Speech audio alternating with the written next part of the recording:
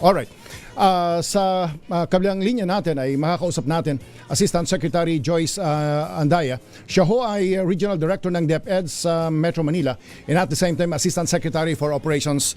ASEC Joyce, magandang umaga po. Si Ka Cesar po ito. Magandang umaga po, ASEC Joyce. Sir Cesar, Ka Cesar, good morning, magandang umaga pati sa ating mga nakakanood at nakakapakinig ng inyong programa. Alright, opening na uli ng klase sa Lunes. Ilan ho bang learners ang papasok sa Lunes sa buong bansa, ASEC? Siguro mga 26 million mahigit ang ating mga papasok sa ating mga paaralan ngayong simula ng klase nitong June 8. Umabaho ba ito sapagkat in the past to nung ako'y in the past to umaabot ito ng 28 kung more or less 26 mukhang nabawasan. Ano ho yan? I'm sure hindi siya overnight. Baka dito na rin sa population growth rate natin say in the past 10 years and maybe 20 years at ito na yung epekto. ASEC. Tama kayo Ka Cesar. Actually, in the last 2 years, talagang nababawasan tayo at ngayong taon, tinitingnan natin baka ang iba pa kasi hindi pa nag-enroll kaya hinihikayat natin ang mga magulang na mag-enroll. Siguro mga between 26 million to 27 million ang tinitingnan natin ng mga estudyante ngayon. Understood. Sapagkat kami ho sa media in the past, ganun din ho ang narinig namin na kapag may announcement tayo ngayon, meron pa mga late enrollees during the first, sometimes 2 weeks from the opening, nagkakaroon pa ng mga pahabol. Alright, understood. Alright. Sa Metro Manila ho, kung 26 more or less buong bansa, sa Metro Manila, gaano karami ang mga learners na papasok? We're looking at around 2.7 million learners tayo, Ka Cesar. Kagaya din ng sinabi ko kanina, ang iba marahil ay hindi pa nag-enroll. In fact, mayroong mga bata tayo na tinatapos muna ang isang buwan bago mag-enroll. And that's why we're talking to our teachers and our principals na magbahay-bahay na tayo upang may kayat ang ating mga magulang na papuntay na sa klase ang mga bata. Kasi marami silang mamimiss na mga lessons kung hindi sila pumasok. Maganda kasi na pagpasok pa lang ng klase, handa na sila, alam na nila mga requirements, di ba? Para na din sila, makaka-engage na sila sa kanilang mga kaklase. Naalala ko nung ako'y elementary student, grade 1, hindi ako dumaan ng nursery 1, nursery 2, and kindergarten. Diretso ako sa grade 1, medyo bantulot pa ako, cultural shock sa akin. Kaya marami talaga sa mga kababayan natin. Yung iba naman, sinusulit yung bakasyon. Nasa probinsya pa, yung iba naman nasa Metro Manila at bukas pa uuwi ng Metro Manila o bukas pa uuwi ng sa Makawalawa pa uuwi ng lalawigan. Alright, pag-usapan natin. Nag-improve ho ba by school year 2026-2027? Nag-improve ho ba ang say student-teacher ratio? Nag-improve ho ba natin ang student-classroom ratio sa pagpasok natin ng school year 2026-2027? Ang tinitingnan natin dito, in terms of improvement, kasi dapat babalik tayo sa ideal classroom teacher ratio or classroom student ratio, di ba? So, at the moment kasi, Ka Cesar, nationally, kung elementary ang pinag-uusapan, one classroom, 26 learners yan. And then, pag junior high school naman, one classroom, 22 learners. And senior high school, one classroom, 25 learners. Sasabihin nyo sa akin, bakit ganun? Ang sabi, congested. Kasi tiningnan na natin ang lahat ng ating mga eskwelahan. Pag pumunta tayo sa iba-ibang mga probinsya, lalo ay sa malalayo na mga lugar, ang mga estudyante doon ay wawalo lang, sa 10, 20. So ito ay yung totality. Pero meron tayong mga areas talaga na highly congested because these are in the highly urbanized areas such as Manila, such as Cebu, or Davao, yung mga ganon pong sitwasyon. So halimbawa po sa Metro Manila, makakakita pa po kayo ng classroom na isang classroom, there are around 50 learners. Kasi heavily congested tayo, tapos nasisira sa mga bagyo, baha, lindol, ganun po. Magandang paliwanag yun, ano? Sapagkat sa lalawigan pala, kung minsan ang estudyante ay 8, 10, 15. At maraming ganyan mga insidente. Yeah. Alright, very nice. Okay, sa Metro Manila, in other key cities, meron pa bang night shift? Dalawa pang shift? Meron pa ba hubang ganyan ngayon sa school year 2026-2027? Marami pa po yan, Cesar, kasi 'di ba wala na tayong buildable space. And therefore, ang tinitingnan nga natin dito, lalo na sa Manila, ang tinitingnan natin dito, vertical na yung pag-build ng ating mga classrooms. And in the meantime that some of the classrooms are being built, syempre meron pa rin tayong 2 shifts kasi ilalagay natin doon sa mga eskwelahan na meron pa silang mga classrooms for the afternoon shift. So, yes, meron po tayong mga 2 shifts actually, morning and afternoon shift. Alright. Sa Metro Manila ho ba, marami na rin mga high-rise building katulad ng ginagawa ni Yorme, Manila Science, Almario, marami siyang pinagawa ng mga Albert, matataas at malalawak, parang Lasal. Sa ibang lungsod, marami na rin ho bang ganyan? Meron na pong plano. Actually, alam namin ang ibang mga, even dito sa NCR, may mga mayors na LGUs that would want to copy or take the model or get the model of Manila. And even in some areas where it's really a challenge to get buildable space. Meron po ng ganong mga plano. At of course, yung magsaysay, malapit na rin matapos. Alright. Gaano handa yung mga teachers natin? ASEC, nationwide. Kung medyo Nationwide. may hangover pa yung mga kabataan, kumusta mga teachers natin? Nakagayak na hubang magturo?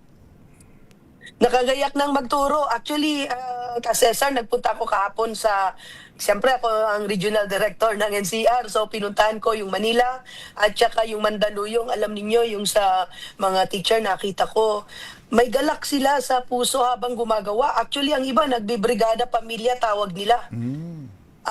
Dinadala yung kanilang asawa at 2 anak, mga anak, nagka-cut out yung iba naglalagay ng mga devices.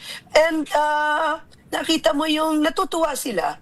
Of course, meron tayong mga ibang kampo na nagsasabi na bakit ganoon, mahirap, ganyan.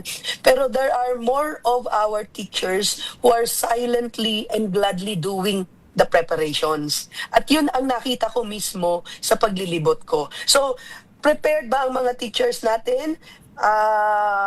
Prepared sila in terms of the training that we've given to them. Lalo na dahil ipapatupad na natin ang grade 6, grade 9, grade 10 na curriculum.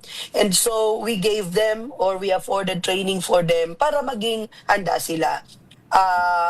Karamihan or lahat dapat ng kanilang mga gagamitin, mga devices ay sagot yan ng ating school MOOE. Alright.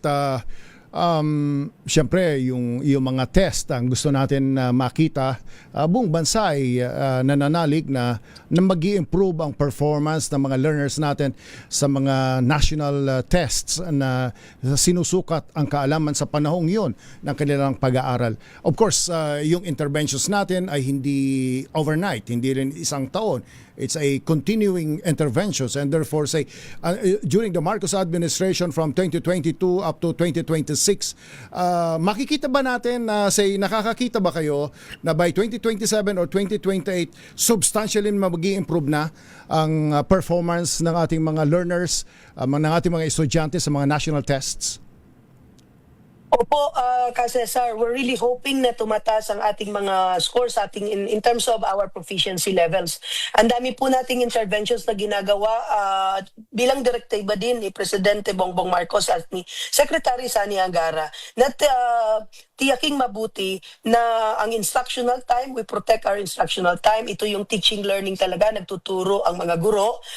At the same time also, marami tayong interventions na ginagawa. I don't know if you've heard that we have launched ARAL. Para the ARAL program specifically targets those who are not able to reach the needed proficiency levels. Yung kaya nilang magbasa according to their grade level. Yun ang tinitingnan natin. At nakita natin, ang ibang areas, ang ibang grade levels, unti-unti nang tumataas. Although we acknowledge that there are grade levels na bababa pa rin. At yun din tinututukan natin.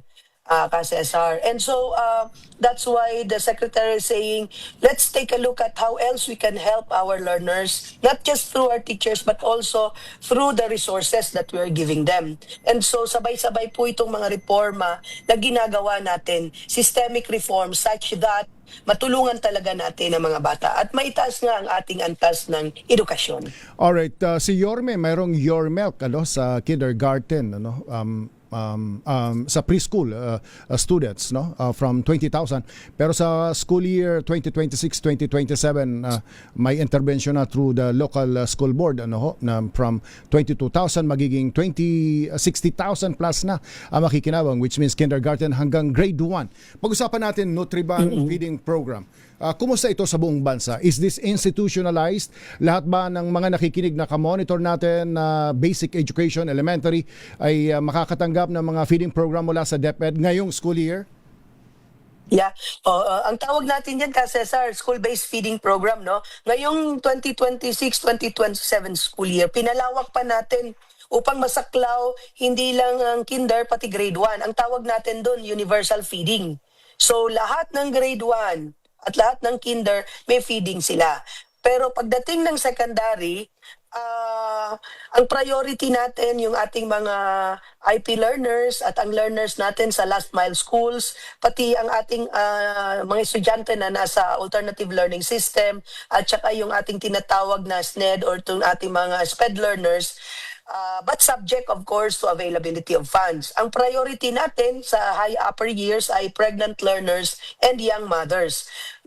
Ano pa ang kaibahan nito sa mga nakaraan?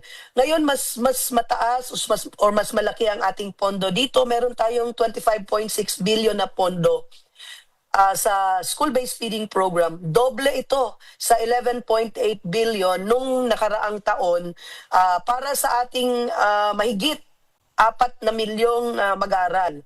At ngayong school year, 200 na araw ang pagpapakain natin versus 120 nung nakaraang taon. So, we're looking at really ensuring na ang ating mga bata ay mayroong sapat na pagkain at nutrisyon dun sa mga oras na sila ay nasa eskwelahan. Dahil alam naman natin na matututo ang bata pagka may laman ang tiyan. Oh, kami ni Yorme, na-miss namin yung Nutriban. Ganyan kalaki yung Nutriban na medyo Product din matigas. ako, Cesar, ng Nutriban. Tapos, ang panulak namin, at least doon sa amin, ang panulak namin dyan, kamote tops juice. Doon na sa school mismo, lulutuin yung talbos ng kamote. Tapos alisin yung dahon, yung juice pa lalamigin, lalagyan ng ice, lalagyan ng kalamansi. Yun na. Alright. Ma'am, nasa Masarap, di ba? Masarap. Masarap. At yun ang isang naging dahilan kaya on time kami pumasok sa school. Pandagdag Kaya magaling. pandagdag inganyo para pumasok sa school. Alright, ma'am, nasa inyong pagkakataon. On behalf of DepEd, kausapin natin, mensahe natin ng DepEd sa kahandaan ng DepEd sa muling pagbabalik ng mga learners natin sa mga paralan. Go ahead po. Thank you, Cesar. Sa ating mga kababayan, lalo na sa ating mga parents, sa ating mga learners and teachers, malinaw ang direktiba ng ating presidente na ang eskwelahan dapat handa sa pasukan, malinis, maayos, ligtas ang mga bata, kung kaya ginagawa lahat ng DepEd ang kanilang makakaya upang tugunan ito. We want our children to be safe in school. Maraming mga initiatives na ginagawa tayo upang lalo pa nating mapakita sa ating mga mag-aaral na ang kailangan lang nilang gawin ay talagang mag-aral. At sana lahat tayo on board dito kasi ang mahalaga dito, ang ating mga estudyante, ligtas sa eskwelahan, natututo sila at pagdating nila sa bahay, sila din ay matututo dahil gagabayan sila ng kanilang mga magulang. Alright, marami ho kaming natutunan sa mga paliwanag ho ninyo sa umaging ito. Asik Joyce Andaya, Regional Director ng DepEd sa National Capital Region at Assistant Secretary for Operations ng DepEd. Maraming salamat po at happy weekend po sa inyo. Thank you. Alright, thank you Asik Joyce Andaya.